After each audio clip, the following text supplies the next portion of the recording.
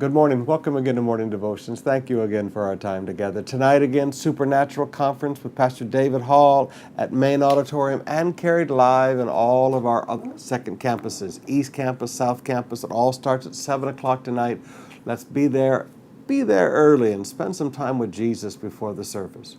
Right now, I want us to come back and talk about the support of the ministry. There's so much discussion in the world today about where the support of the ministry should come from. Now, I'd like you to notice 1 Corinthians chapter 9, verse 14. In the same way, the Lord has commanded.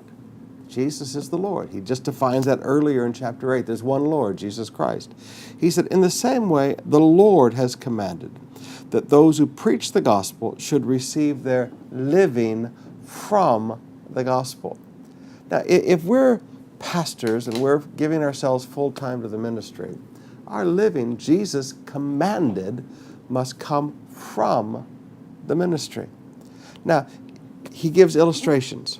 In chapter 9, verse 7, he uses the illustration of a soldier. He also uses the illustration of a farmer. He uses the illustration of a herdsman.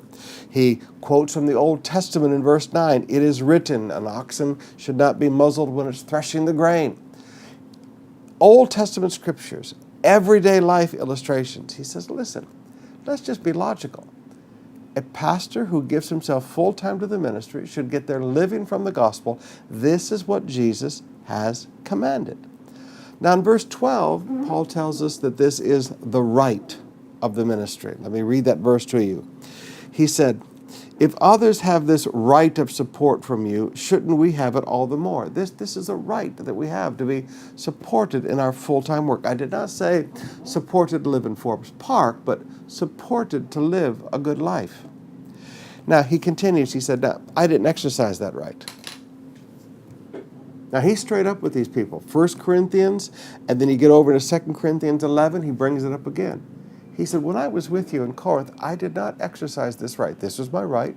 This is something I should have done, but I worked to support myself. Now, why did Paul do that?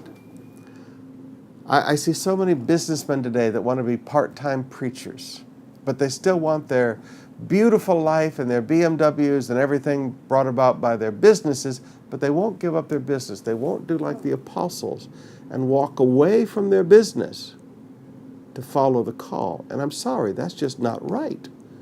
We walk away from all of this stuff and we give ourselves full time to the ministry. You say, well, Paul worked. Yes, but Paul did not work because he wanted a fancy lifestyle. Paul worked for a very different reason. He said, I did not use this right to keep the wealth of my business life. He said, I did not exercise this right. And now you have to go over to 2 Corinthians 11, verse 12. He said, I did not exercise this right because I wanted to cut the ground from underneath these super apostles who were exploiting you. There are many times today in my life that I go and preach places.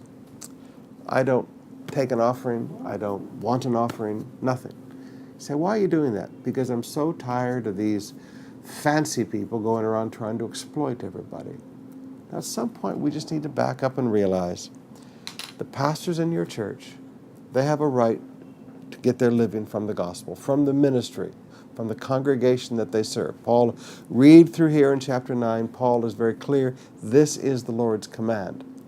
Sometimes as pastors, we don't exercise those rights, not because we're trying to hang on to our old businesses and hang on to our old careers, but because we're trying to undercut these exploiters that are out there in the world.